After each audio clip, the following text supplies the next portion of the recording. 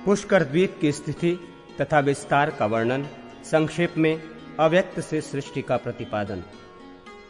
सूत जी बोले, शाक द्वीप के दुगने विस्तार में क्षीरसागर के आश्रित पुष्कर नामक द्वीप स्थित है। हे विप्रेंद्रो, यहाँ मानसोत्तर नामक एक ही पर्वत है।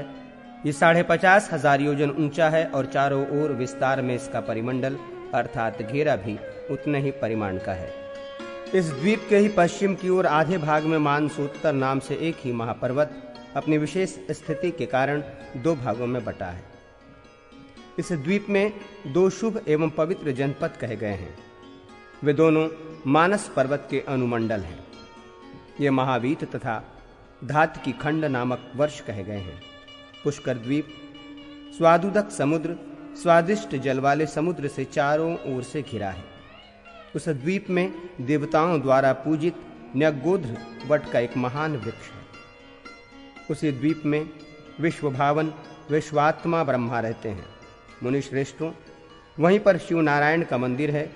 यहाँ आधे भाग में हर एवं आधे में अव्यय हरि के रूप में अर्थात हरिहरात्मक रूप में महादेव निवास करते हैं। यहाँ ब्रह्मा आदि देवताओं, कुमार सनत कुमार आदि योगियों, गंधर्वों तथा किन्नरों एवं यक्षों द्वारा ईश्वर कृष्ण पिंगल पूजित होते हैं। यहाँ की सारी प्रजा स्वस्थ है, ब्रह्मा के समान प्रभावान है और रोग, शोक, राग तथा द्वेष से रहित है। वहाँ सत्य, असत्य, उत्तम, मध्यम, अधम का विभेद नहीं है। न वर्णाश्रम धर्म है, न नदियां हैं और न पर्वत हैं। हे द्विज सत्तमो, पुष्कर द्वीप के परे उसे चारों ओर से घेरते हुए महान स्वादुदक सागर स्थित है। उसके अनंतर महती लोक स्थिति दिखलाई पड़ती है। वहां की द्विगुणित समस्त भूमि स्वर्णमयी और शिला के समान है। उसके आगे सूर्यमंडल की मर्यादा स्वरूप एक मर्यादा पर्वत है। इसका एक भाग प्रकाशित तथा दूसरा अप्रकाशित रहता है, इसलिए वो लोकालोक पर्वत कहलाता है। लोकालोक नामक इस महान पर्वत की ऊंचाई 10,000 योजन कही गई है और उतना ही इसका विस्तार फैलाव भी है। इस पर्वत को सभी ओर से आवृत कर अंधकार स्थित है और यह अंधकार अंड कटाह चारों ओर विद्यमान ब्रह्मांड रूपी कटाह के द्वारा चारों ओर से परिवेष्टित है। यह अंड कटाह की 7 महालोक और 7 पाताल के रूप में प्रसिद्ध है। मैंने संक्षेप में ब्रह्मांड का यह विस्तार बतलाया।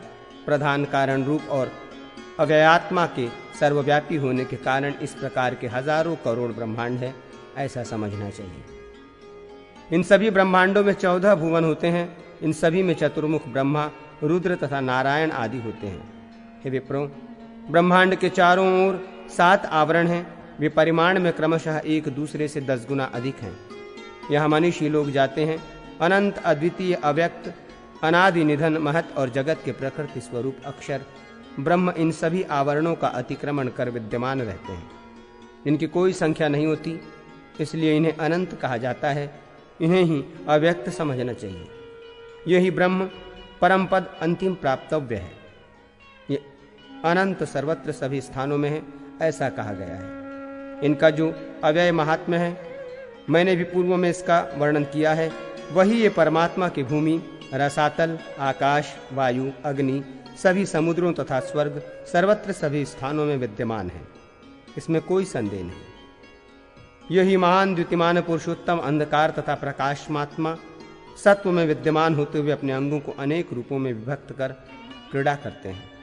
महेश्वर अव्यक्त से परे हैं। अंड अव्यक्त से उत्पन्न होता है। अंड से ब्रह्मा उत्पन्न है और उन्होंने इस संसार की सृष्टि की है।